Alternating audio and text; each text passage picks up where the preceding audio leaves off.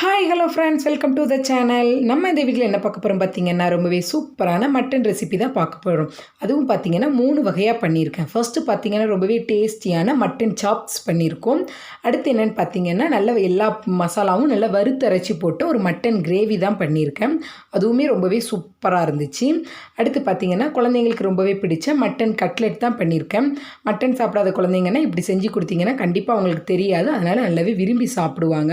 இப்போ இந்த 3 ரெசிபிக்கு தேவையான பொருட்கள்லாம் என்னென்னு பார்ப்போமா? அதுக்கு முன்னாடி நம்ம சேனலை ஃபஸ்ட் டைம் பார்க்குறீங்கன்னா ஃப்ளேவர் சமையலை சப்ஸ்கிரைப் பண்ணிக்கோங்க, பெல் பட்டன் அமைக்கோங்க, கூடவே லைக் பண்ணி தட்டிடுங்க. அப்போ தான் நான் அடுத்தடுத்து போடுற வீடியோ உங்களுக்கு நோட்டிஃபிகேஷன் வரும். இப்போ நம்ம வீடியோக்குள்ளே போகலாம். ஃபஸ்ட்டு பார்த்தீங்கன்னா மட்டன் சாப்ஸ் பண்ணிடுவோம். அதுக்கு பார்த்தீங்கன்னா நான் 1/2 கிலோ அளவுக்கு மட்டன் சாப்ஸ்குள்ளே எலும்புன்னு கேட்டிங்கனாலே கட் பண்ணி தருவாங்க. அந்த அளவுக்கு கட் பண்ணி வாங்கி எடுத்துக்கோங்க. இதை பார்த்தீங்கன்னா நல்லா க்ளீன் பண்ணி நல்லா கழுவி எடுத்து வச்சுருக்கேன்.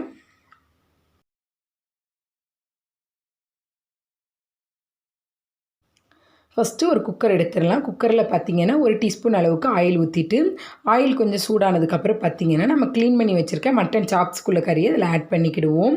இதை ஆட் பண்ணி நல்லா 1லேருந்து ஒரு 2 நிமிஷம் எண்ணெயிலே நல்லா வதக்கி எடுத்துக்கலாம்.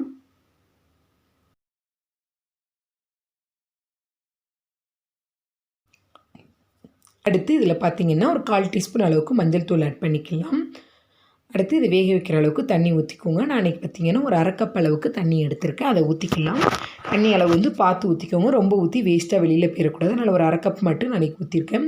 இப்போ இதை எல்லாத்தையும் ஒன்று சேர்ந்து நல்லா கலந்து விட்டுட்டு இதை மூடி வச்சு நான் ஒரு 7 விசில் வச்சு வேக வச்சு எடுத்துக்கிறேன். நீங்கள் எப்போதும் மட்டன் எந்த அளவுக்கு வேக வைப்பீங்களோ அந்த அளவுக்கு வேக வச்சு எடுத்துக்கோங்க. அடுத்து ஒரு மசால் வந்து வறுத்துக்கலாம். அதுக்கு பார்த்திங்கன்னா ஒரு கடாய் வச்சுட்டு 1 டீஸ்பூன் அளவுக்கு மிளகு ஆட் பண்ணிக்கிடுவோம். 1/2 ஸ்பூன் அளவுக்கு சீரகம் ஆட் பண்ணிக்கலாம். இதை லைட்டாக நல்லா வறுத்து எடுத்துக்கோங்க. இது லைட்டாக வறுபட்டதுக்கப்புறம் பார்த்திங்கன்னா இதில் ஒரு 2 ஸ்பூன் அளவுக்கு மல்லி ஆட் பண்ணிக்கிடுவோம். மல்லி ஆட் பண்ணதுக்கப்புறம் பார்த்திங்கன்னா காரத்துக்கான மிளகாய் வத்தல் ஆட் பண்ணிக்கலாம். நான் அன்றைக்கி வந்து ஒரு 4 மிளகாய் வத்தல் ஆட் பண்ணியிருக்கேன். இப்போ இதையும் பார்த்திங்கன்னா நல்லா எல்லாத்தையுமே சேர்த்து ட்ரை ரோஸ்ட் பண்ணி எடுத்து வச்சுக்கிடுவோம். இது நல்லா வறுபட்டதுக்கப்புறம் பார்த்திங்கன்னா இதை ஸ்டவ் ஆஃப் பண்ணிவிட்டு நல்லா ஆற வச்சு எடுத்துக்கலாம்.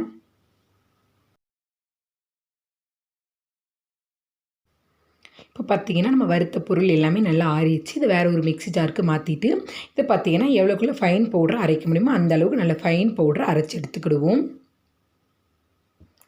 அடுத்து பார்த்திங்கன்னா ஒரு கடாய் வச்சுட்டு அதில் 1 ஸ்பூன் அளவுக்கு ஆயில் ஊற்றிட்டு ஒரு சின்ன துண்டு அளவுக்கு இஞ்சி ஆட் பண்ணிக்கிடுவோம். அடுத்து பார்த்திங்கன்னா ஒரு 4 பல் பூண்டு ஆட் பண்ணியிருக்கேன். இதை லைட்டாக எண்ணெயிலே வதக்கி எடுத்துக்கலாம். இது லைட்டாக வதங்கினதுக்கப்புறம் பார்த்திங்கன்னா ஒரு பெரிய வெங்காயத்தை குட்டி குட்டியாக கட் பண்ணி எடுத்து வச்சுருக்கேன். அதையும் போட்டு நல்லா எண்ணெயிலே வதக்கிக்கிடுவோம். வெங்காயம் லைட்டாக நல்லா வதங்கி வந்ததுக்கப்புறம் பார்த்திங்கன்னா ஒரு தக்காளி நான் ஆட் பண்ணியிருக்கேன். அதை கட் பண்ணி போட்டு அதையும் எண்ணெயிலே நல்லா வதக்கி எடுத்துக்கிடுவோம். இப்போ பார்த்திங்கன்னா இந்த வெங்காயம் தக்காளி எல்லாமே எண்ணெயிலே நல்லா வதங்கி வரட்டும். பார்த்திங்கன்னா இதுவும் நல்லா வதங்கிருச்சு. இப்போ ஸ்டவ் ஆஃப் பண்ணிவிட்டு இதையும் நல்லா ஆற வச்சு எடுத்துக்கலாம். இப்போ பார்த்திங்கன்னா இது நல்லாவே ஆறிடுச்சு. நம்ம ஃபஸ்ட்டே பார்த்திங்கன்னா ஃபைன் பவுடரை நம்ம வந்து வறுத்த பொருள் எல்லாத்தையுமே அரைச்சி எடுத்து வச்சுருக்கோம். அதோடு சேர்த்து இந்த இதையும் சேர்த்து நல்லா வலுவலுன்னு பேஸ்ட்டை அரைச்சி எடுத்து வச்சுக்கலாம். இந்த பவுடரோடையும் சேர்த்து அரைச்சிக்கோங்க. இப்போ பார்த்திங்கன்னா நம்ம ஆற வச்சு வச்சுருக்க வெங்காயம் தக்காளி இஞ்சி பூண்டு இதையும் இதோடு ஆட் பண்ணிக்கிடுவோம். இப்போ இதை பார்த்திங்கன்னா இதில் கொஞ்சமாக தண்ணி ஊற்றி நல்லா வலுவலுன்னு பேஸ்ட்டை அரைச்சி எடுத்துக்கோங்க.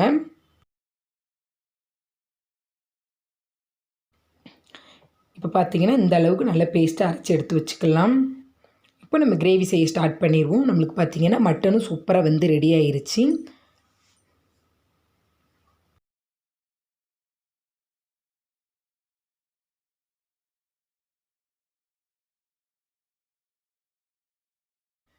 இப்போ பார்த்திங்கன்னா கடாயில் 2லேருந்து ஒரு 3 டேபிள் ஸ்பூன் அளவுக்கு நல்லெண்ணெய் ஊற்றிக்கோங்க. நான் அன்றைக்கி வந்து நல்லெண்ணெயில் தான் பண்ணுறேன்.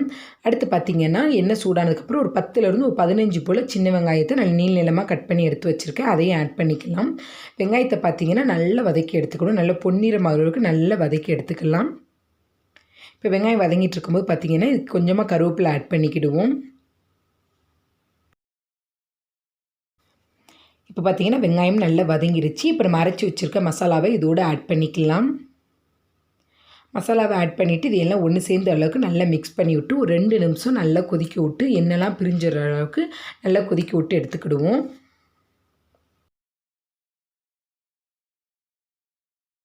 இப்போ பார்த்திங்கன்னா மசாலாவும் நல்லா மிக்ஸ் பண்ணி விட்டு ஒரு 2 நிமிஷம் நல்லா கொதிக்க விட்டு எடுத்தாச்சு. எண்ணெயும் நல்லா பிரிஞ்சு வந்துருச்சு. இப்போ இதை நல்லா கலந்து விட்டுட்டு இதில் கொஞ்சமாக தண்ணி ஊற்றிக்கலாம். ஒரு 1/2 கப் அளவுக்கு தண்ணி ஊற்றிக்கோங்க. நான் மிக்ஸி ஜாரை கழுவி அதை ஊற்றிக்கிறேன். இப்போ இதையும் சேர்த்து மூடி வச்சு நல்லா கலந்து விட்டுட்டு மூடி வச்சு ஒரு 5 நிமிஷம் நல்லா கொதிக்க விட்டோம்னா அந்த மசாலா எல்லாமே நல்ல ஒரு திக்கான கிரேவி பதத்துக்கு நம்மளுக்கு நல்லா ரெடி ஆகிரும்.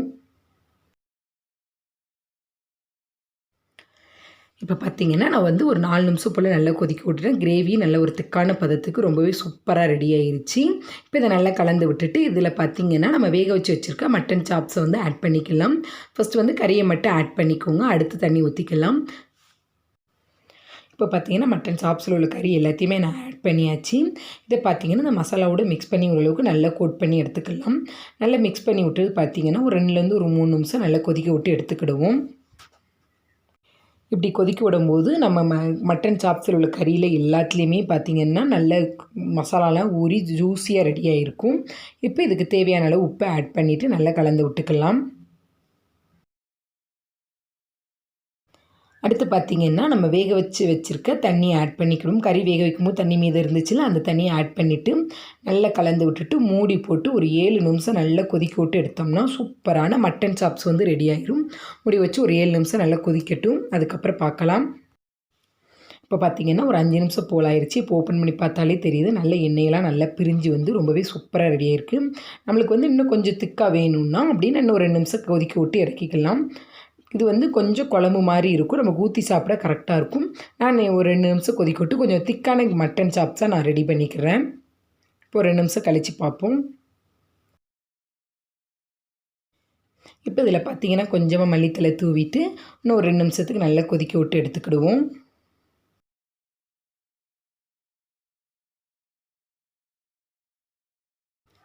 இப்போ பார்த்தீங்கன்னா ரொம்பவே சூப்பராக டேஸ்டியாக மட்டன் சாப்ஸ் ரெடி ஆயிடுச்சு. நம்மளுக்கு எந்த அளவுக்கு திக்காக வேணுமோ அந்த அளவுக்கு எடுத்தாச்சு.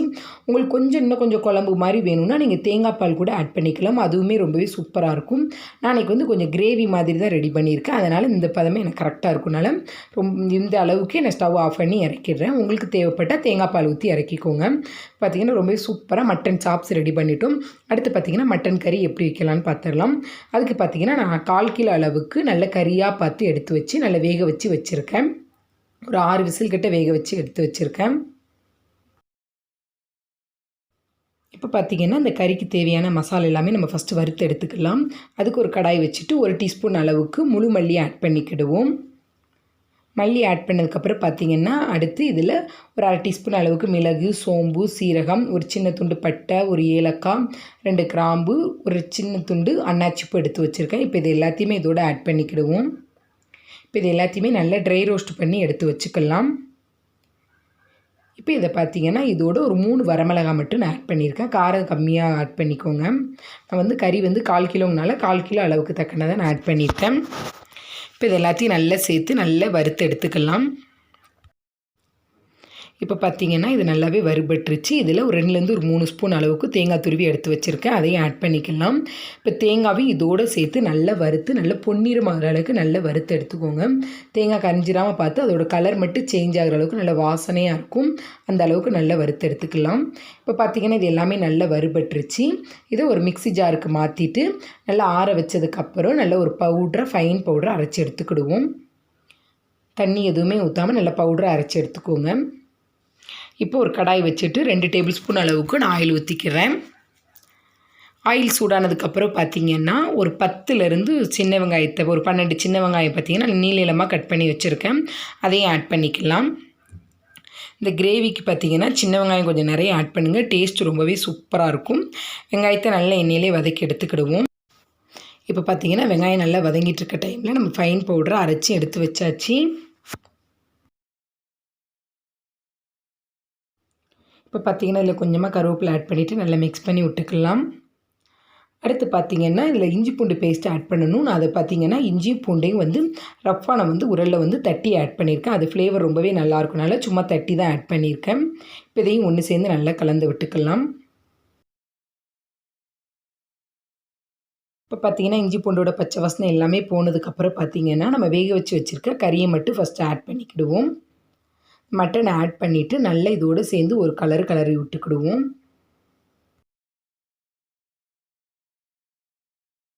இப்போ பார்த்திங்கன்னா மட்டனை பார்த்திங்கன்னா எண்ணெயிலே ஒரு 2 நிமிஷம் நல்லா பிரட்டி எடுத்தாச்சு.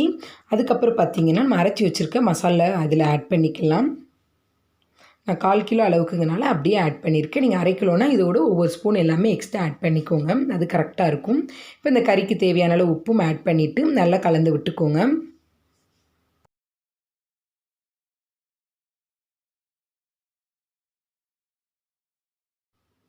இப்போ பார்த்திங்கன்னா நல்லா கலந்து விட்டாச்சு. இப்போ நம்ம வேக வச்சு வச்சுருக்க மட்டன் தண்ணி இருக்கும்ல, அதையும் இதோடு ஆட் பண்ணிக்கலாம். ஆட் பண்ணி நல்லா கொதிக்க விட்டிங்கன்னா நல்ல ஒரு திக்கான கிரேவி பதத்துக்கு வந்து நம்மளுக்கு கிடச்சிரும். இப்போ இதை நல்லா மிக்ஸ் பண்ணி விட்டுட்டு ஒரு 5லேருந்து ஒரு 8 நிமிஷம் வரைக்கும் நல்லா கொதிக்க விட்டு எடுத்துக்கிடுவோம்.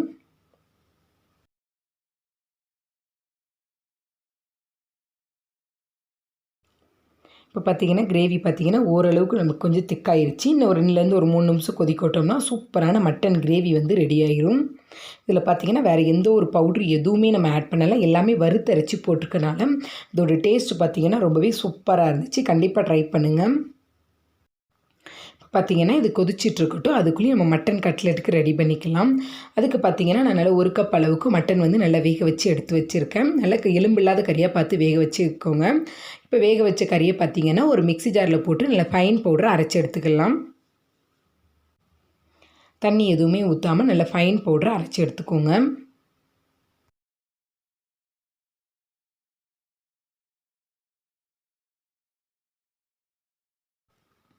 இப்போ பார்த்திங்கன்னா இந்த அளவுக்கு நல்லா அரைச்சி எடுத்துக்கோங்க. மட்டன் அரைச்சி எடுத்துகிட்டு நம்ம உருண்டை பிடிச்சா தான் அது கரெக்டாக வரும்னால ஃபஸ்ட்டு அரைச்சி எடுத்தாச்சு.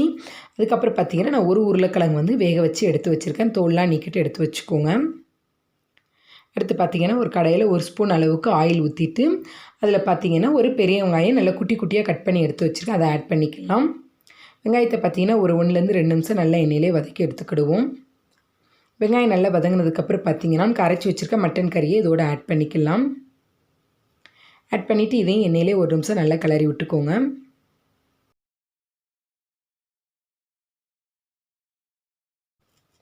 இப்போ பார்த்திங்கன்னா நம்ம வேக வச்சு வச்சுருக்க உருளைக்கிழங்கை இதோடு ஆட் பண்ணிக்கலாம். நல்லா கைட்டே நல்லா அழுத்தி விட்டு ஆட் பண்ணிக்கோங்க. இப்போ இதுக்கு தேவையான அளவு உப்பும் ஆட் பண்ணிவிட்டு இதில் பார்த்திங்கன்னா காரத்துக்கு நான் கொஞ்சமாக மிளகாய்த்தூள் ஆட் பண்ணியிருக்கேன். குழந்தைங்க சாப்பிட்றதுனால நீங்கள் உங்கள் காரத்துக்கு தக்கன ஆட் பண்ணிக்கோங்க. அதுக்கப்புறம் பார்த்திங்கன்னா இதில் கொஞ்சமாக நம்ம மிக்ஸ்டு ஹெர்ப் இருக்குல்ல, அதை ஆட் பண்ணிக்கோங்க. அது ஆட் பண்ணும்போது ரொம்பவே சூப்பராக ஃப்ளேவராக டேஸ்ட்டாக இருக்கும். அப்புறம் கொஞ்சமாக மல்லித்தலை ஆட் பண்ணிவிட்டு நல்லா ஒரு 2 நிமிஷத்துக்கு நல்லா எண்ணெயிலே வதக்கி எடுத்துக்கலாம்.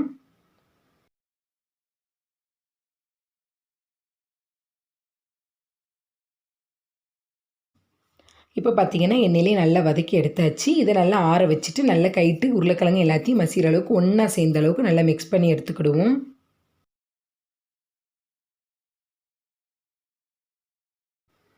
இப்போ பார்த்திங்கன்னா இது ஆறிட்டு இருக்க டைமில் மட்டன் கிரேவியும் பார்த்துடலாம். இப்போ பார்த்திங்கன்னா மட்டன் கிரேவி நல்லா கொதித்து நல்லா வற்றி நல்லா சுண்ட வந்துருச்சு. உங்களுக்கு பார்த்திங்கன்னா நல்லா ரொம்பவே சூப்பராக நல்ல திக்கான கிரேவியாகவும் கிடச்சிருச்சு. ரொம்பவே டேஸ்டியாகவும் இருக்கும். நல்லா எண்ணெய்லாம் பிரிஞ்சு வந்து ரொம்பவே சூப்பராக வேறு லெவலில் கிடச்சிருச்சு. நீங்கள் இந்த ரெசிபியை கண்டிப்பாக ட்ரை பண்ணி பாருங்கள். ரொம்பவே சூப்பராக இருந்துச்சு. இப்போ ஸ்டவ் ஆஃப் பண்ணிக்கலாம். இப்போ பார்த்திங்கன்னா கட்லெட்டுக்கு எல்லாமே வதக்கி வச்சது எல்லாமே நல்லாவே ஆறிடுச்சு. கைட்டு நல்லா எல்லாம் ஒன்று சேர்ந்த அளவுக்கு நல்லா மிக்ஸ் பண்ணி விட்டுக்கலாம். நம்மளுக்கு வந்து உருளைக்கிழங்கு ஆட் பண்ணியிருக்கனால நமக்கு உருண்டை பிடிக்கவும் கரெக்டாக இருக்கும். அடுத்து பார்த்திங்கன்னா இதில் கொஞ்சமாக 2 ஸ்பூன் அளவுக்கு கார்ன்ஃப்ளவர் மாவு ஆட் பண்ணியிருக்கேன். அதுவுமே ஆட் பண்ணும்போது இன்னும் கொஞ்சமே கிறிஸ்பியாக ரொம்பவே டேஸ்டியாக இருக்கும். இப்போ கார்ன்ஃப்ளவர் மாவையும் நல்லா மிக்ஸ் பண்ணி விட்டுக்கலாம். இப்போ இதை பார்த்திங்கன்னா எல்லாமே நல்லா மிக்ஸ் பண்ணியாச்சு. இதில் குட்டி குட்டி பாலாக எடுத்து ரவுண்டாக நம்ம உருட்டி எடுத்துக்கலாம். உங்களுக்கு எந்த ஷேப்பில் தேவையோ அந்த அளவுக்கு தட்டி எடுத்துக்கோங்க. நான் இப்போ பார்த்து ரவுண்டு எடுத்திருக்கேன். அப்புறம் சிலிண்டர் மாடலில் அந்த ஷேப்பும் எடுத்து வச்சுருக்கேன்.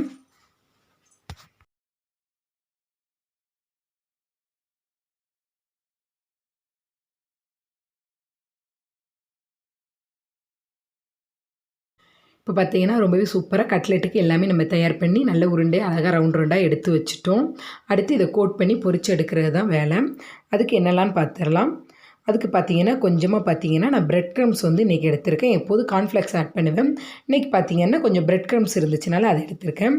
அடுத்து ஒரு பவுல் எடுத்து வச்சுட்டு அதில் ஒரு முட்டையை நல்லா உடச்சி ஊற்றி நல்லா பீட் பண்ணி எடுத்து வச்சுக்கலாம்.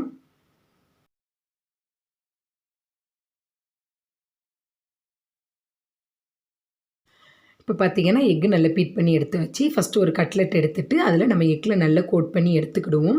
கோட் பண்ணால் தான் நமக்கு பிரெட் க்ரம்ஸ் வந்து நல்லா ஒட்டி ஈவனாக ஒட்டி கிடைக்கும். அதனால் இப்போ பிரெட் க்ரம்ஸ்லேயும் நல்லா கோட் பண்ணி எடுத்துக்கலாம்.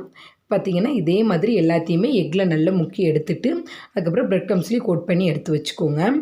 நீங்கள் வந்து முட்டை வேண்டாம்னு நினச்சிங்கன்னா அதுக்கப்புறம் பார்த்தீங்கன்னா கார்ன்ஃப்ளவர் மாவு 2 ஸ்பூன் ஆட் பண்ணிட்டு கொஞ்சமாக தண்ணி ஆட் பண்ணி ஒரு திக்கான பேட்டருக்கு ரெடி பண்ணி எடுத்திங்கன்னா அதுவுமே ரொம்பவே சூப்பராக இருக்கும்.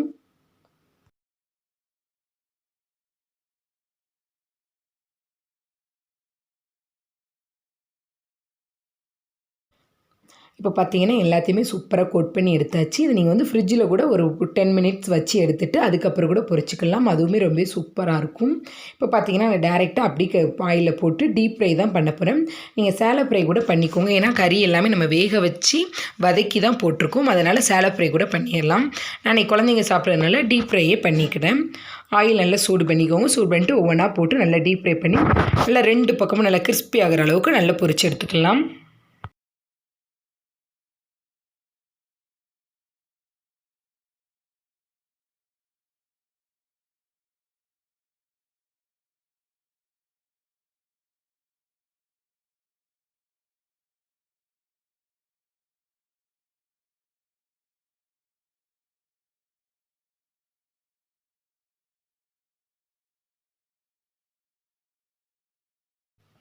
இப்போ பார்த்தீங்கன்னா ரொம்பவே சூப்பராக 2 பக்கம் நல்லா கிறிஸ்பியாக ரொம்பவே டேஸ்டியாக ரெடி ஆயிருச்சு.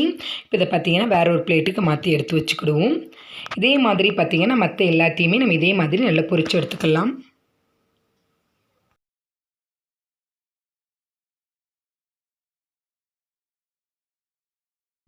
இப்போ பார்த்தீங்கன்னா ரொம்பவே சூப்பராக ரொம்ப டேஸ்டியான இல்லை கிறிஸ்பியான மட்டன் கட்லெட் பார்த்தாச்சு.